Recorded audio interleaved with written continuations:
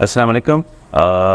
आज हम अपने एक वीडियो का आगाज़ करते हैं और उससे आगाज़ से पहले हम अपने तमाम व्यूअर्स को ये कहते हैं कि हमारे चैनल को लाइक करें, सब्सक्राइब करें और बेल आइकन पर लाजमी क्लिक कर लें ताकि हमारी तमाम आने वाली वीडियो मिलती रहे। अब हम अपनी वीडियो का आगाज़ करते हैं। आज हमारा टॉपिक है लॉज ऑफ एक्सपोनेंट के बारे में। तकरीबन हम आज 5 लॉज के बारे में पढ़ेंगे। सबसे पहला लॉ क्या है, पहले उसके बारे में डिस्कस करते हैं विद सम एग्जांपल्स ताकि आपको ये मुकम्मल तौर पर क्लियर हो जाए। तो हमारा आज का पहला लॉ है law of product of power. तो इस लॉ में होता क्या है कि हम दो बेस हैं, यहाँ पर इस तरह शो हो रहा है और एक बेस बन जाता है ये, लेकिन जब ये मल्टीप्लाई हो रहा है वह सेम बेस तो पावर को ऐड कर लिया जाता है, जिस तरह कि यहाँ पर सिंपल तौर पे जाहिर हो रहा है। हम इसको कुछ दूसरे एग्जाम्पल से समझने की कोशिश करते हैं।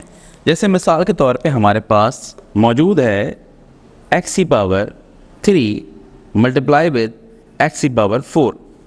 अगर ये दो बेस यहाँ पर सेम है और ये दोनों आपस में मल्टीप्लाई हो रहा है और बेस सेम जब है तो हम इसको एक सिंगल बेस बना सकते हैं और सिंगल बेस बनाने के बाद हम इन पावर को जमा कर सकते हैं।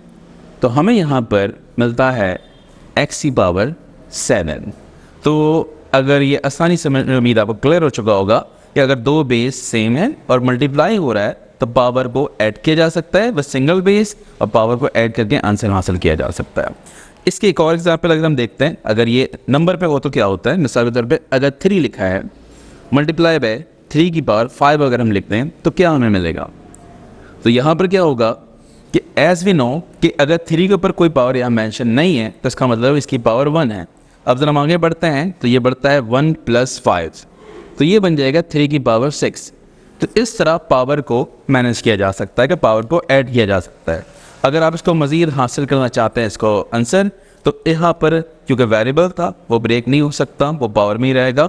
आप यहाँ पर इसको मल्टीप्लाई करवा कर ये पावर निकल एक बाकायदा एक नंबर हासिल कर सकते हैं। ये था law of product of power, जो कि पहला था लॉ ऑफ एक्सपोनेंट का पार्ट। अब हम सेकंड पार्ट के बारे में पढ़ेंगे। जैसे कि हम पहले लॉ ऑफ एक्सपोनेंट का पहला पार्ट पढ़ चुके हैं जो कि law of product of power था। अब यहाँ पर दूसरा लॉ क्या है, law of power of power. अच्छा, अब इसमें होता क्या है आप जरा देखें। जब आप एक्सपोनेंट एक बेस लिखा है यहाँ पर और इसका पावर मेंशन है और इसके ब्रैकेट के साथ एक और पावर मेंशन है, तो हम करते क्या है, इन दोनों पावर को जस्ट मल्टीप्लाई करवा देते हैं। ये सिंपल सा लॉ ऑफ पावर कहलाता है। अच्छा, अब इसको मज़ीद आगे देखते हैं कि इसको एग्जाम्पल से आपको समझाने की कोशिश करते हैं। We have 3 examples here. तो सबसे पहला एग्जाम्पल ये मेंशन हो रहा है कि अगर 5 का स्क्वायर लिखा है और ब्रैकेट के साथ ऊपर बाहर पावर लिखा है तो हम करते क्या है। तो ये लॉ हमें ये कहता है कि इन दोनों पावर को क्या करना है, क्या ऐड करवाना है, क्या सब्ट्रैक्ट करवाना है या क्या करवाना है। तो हम ज़रा इसको देखते हैं, लॉ को फॉलो करते हैं। तो हम इन दोनों पावर को क्या करवा सकते हैं, मल्टीप्लाई करवा सकते हैं। तो हम इसे क्या करवाएंगे, 2 × 4। तो यहाँ पर ये मल्टीप्लाई हो गया, जिस तरह यहाँ पावर पे पावर था दोनों को मल्टीप्लाई करवाते हैं, देन वी गेट 2 × 4 = 8। तो 5 की पावर 8 हमें पे आंसर मिल गया यहाँ पे। तो उम्मीद है ये क्लियर हो गया होगा आपके। अब हम सेकंड एग्जाम्पल की तरफ चलते हैं। सेकंड एग्जाम्पल क्या मेंशन है कि 6/11 मौजूद है, ब्रैकेट है, उसके ऊपर पावर है, देन इस पावर के ऊपर पावर आ रहा है हमारे पास कि 3 मौजूद है। तो हम करते हैं क्या है, 6/11 बेस वैसे ही रहता है। तो इन दोनों पावर को हम यहाँ पर मल्टीप्लाई करवा लेते हैं, मतलब 4 के पर ये पावर पे पावर जो है उसको हम दोनों पावर को आपस में मल्टीप्लाई करवाते हैं as per law, as per rule. तो हम क्या करते हैं, 6/11 लिखते हैं, 4 × 3 = 12, यहाँ पे हमें आंसर मिल जाता है। ये दूसरा एग्जाम्पल हो गया ताकि आपको मज़ीद क्लियर हो सके अगर हमारे पास रैशनलाइज अपॉन में कोई चीज़ें मौजूद के लिए करना क्या है। तीसरा एग्जाम्पल हम मज़ीद देखते हैं। माइनस मौजूद है, अपॉन में चीज़ें मौजूद है, इन ब्रैकेट्स के ऊपर पावर मौजूद है और इसके ऊपर अगेन एक पावर मौजूद है जिसे कहा जाता है पावर ऑफ पावर।